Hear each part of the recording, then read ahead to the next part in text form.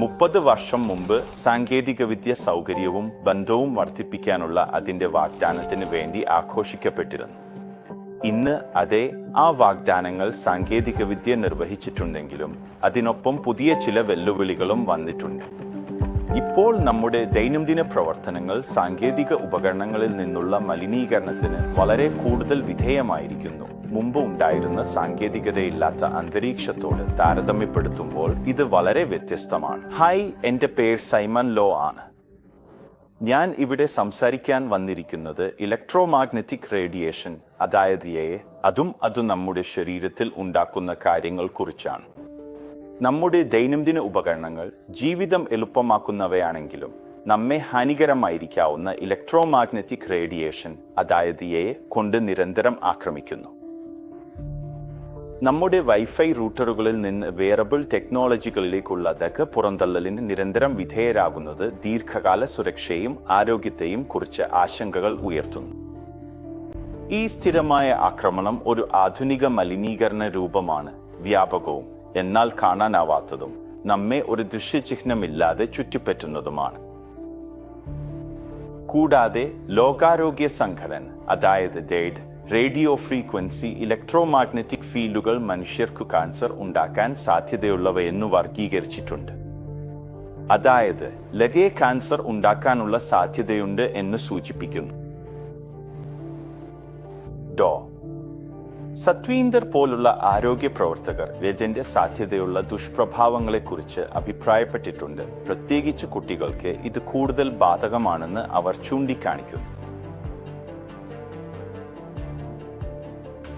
കുട്ടികളുടെ തലച്ചോറിൽ, പ്രത്യേകിച്ച് ഹൈപ്പോതാലമസിൽ, ഒരു പ്രായപൂർത്തിയായ ആളിനേക്കാൾ 1.5 മുതൽ 2 മടങ്ങ് വരെ കൂടുതൽ ഇലക്ട്രോമാഗ്നറ്റിക് ഫീൽഡുകൾ അവശോഷിപ്പിക്കാതെ ചെയ്യുന്നു.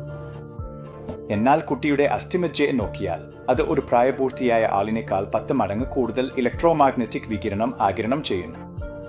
തലച്ചോർ വളരെ കൂടുതൽ ആഗിരണശേഷിയുള്ളതാണ്. തലച്ചോറിന്റെ അസ്ഥികൾ വളരെ പാളിയതാണ്. അതിനാൽ ആപേക്ഷിക വലിപ്പം ചെറുതായതിനാൽ ഞാൻ നിങ്ങൾക്ക് ഒരേ ഡോസേജ് നൽകിയാൽ നിങ്ങളുടെ ചെറുതായുള്ള ടിഷ്യൂ വലിയ ടിഷ്യൂവിനേക്കാൾ കൂടുതൽ ആഗിരണം ചെയ്യും.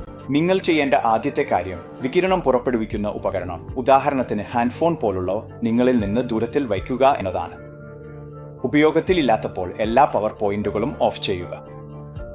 മൂന്നാമതായി, നിങ്ങൾക്ക് ഇലക്ട്രോമാഗ്നറ്റിക് ഫീൽഡ് ഹാർമണൈസറുകൾ ഉപയോഗിക്കാം. ഇത് ഉപകരണത്തിൽ നിന്നുള്ള വികിരണത്തിന്റെ ദോഷഫലങ്ങൾ തുല്യപ്പെടുത്തുന്നു.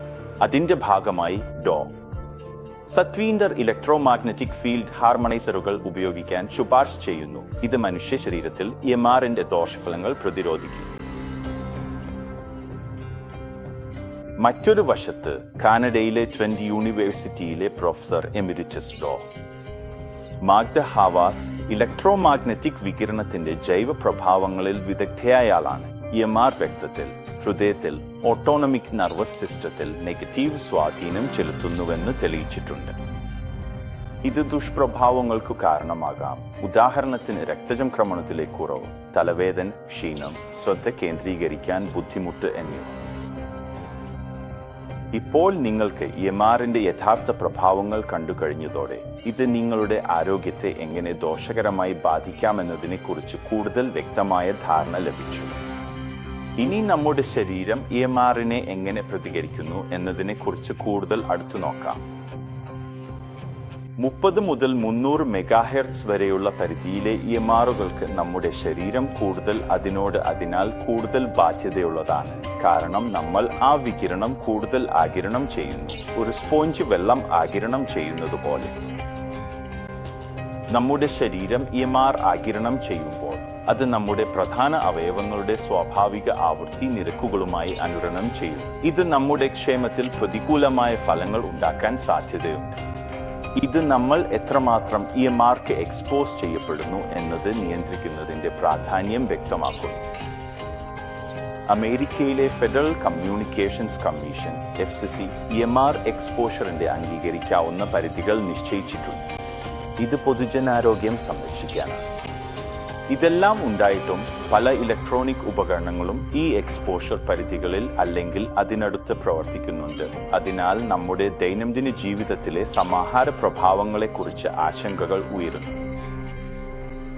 നിങ്ങൾക്ക് അതിനെ തൊടാനോ കാണാനോ പോലും മണക്കാനോ കഴിയില്ലെങ്കിലും EMR എപ്പോഴും ചുറ്റുമുണ്ടെന്ന് നിങ്ങൾ അറിയണം. അതിനാൽ ഇത് ഒരു സ്ഥിരമായ പ്രശ്നമാണ്. ഇനി വരുന്ന ഡെമോയിൽ ഞാൻ ഇതിന്റെ അർത്ഥം നിങ്ങൾക്ക് കാണിച്ചു തരാം. എന്റെ സഹപ്രവർത്തകൻ ഡേവിഡിനെ നിങ്ങൾക്ക് പരിചയപ്പെടുത്താം. നാം ഉപയോഗിക്കാൻ പോകുന്നത് STR ആപ്പ് എന്നൊരു ഉപകരണമാണ്. ഇത് നിങ്ങൾക്ക് ആൻഡ്രോയിഡിൽ ഡൗൺലോഡ് ചെയ്യാം. ഇപ്പോൾ നിങ്ങൾക്ക് കാണാം, ഞാൻ എന്റെ ഉപകരണങ്ങളുമായി നേരിട്ട് ബന്ധപ്പെടുന്നില്ലെങ്കിലും ഈ ഉപകരണവും ആന്റന്നയും ഈ പരിസരത്തിലെ അടിസ്ഥാന വികിരണം കണ്ടെത്താൻ കഴിയുന്നു. ചാർട്ടിൽ നിന്ന് നിങ്ങൾക്ക് കാണാം, ഞാൻ ആപ്പ് 72 മെഗാഹെർട്സിലേക്ക് ട്യൂൺ ചെയ്തിട്ടുണ്ട്. അതാണ് നമ്മുടെ മസ്തിഷ്കത്തിന്റെ പ്രവർത്തന ഫ്രീക്വൻസി. വികിരണത്തിന്റെ നില ഒന്ന് നോക്കൂ. നിങ്ങളുടെ ശരീരം ഇപ്പോൾ ഈ വൈറ്റ് നോയ്സുകൾക്ക് തുടർച്ചയായി ഇരയാകുന്നുണ്ടെന്ന് ഒന്ന് കണക്കാക്കൂ. ഇപ്പോൾ നിങ്ങൾക്ക് മനസ്സിലാകും, പലർക്കും രാത്രി നല്ലുറങ്ങാൻ ബുദ്ധിമുട്ടും ഇടയ്ക്കിടെ തലവേദനയും ഉണ്ടാകുന്നതെന്തുകൊണ്ടാണ്. ഇപ്പോൾ കൂടുതൽ ആവേശകരമായ ഭാഗത്തേക്ക് വരുമ്പോൾ ഇതാണ് കടുവ ഒരു പരിസ്ഥിതി ഹാർമണൈസർ. ഞാൻ കടുവ ഓൺ ചെയ്യാൻ പോകുന്നു. പിന്നെ എന്താണ് സംഭവിക്കാനിരിക്കുന്നതെന്ന് നോക്കാം. 3 നിന്ന് എണ്ണാം. 1, 2, 3. അത് ഒന്ന് നോക്കൂ. ഇപ്പോൾ സ്ക്രീൻ നോക്കൂ. അടിസ്ഥാന വികിരണത്തിന്റെ നില വളരെ കുറവായി. ഡേവിഡ്, വളരെ നന്ദി.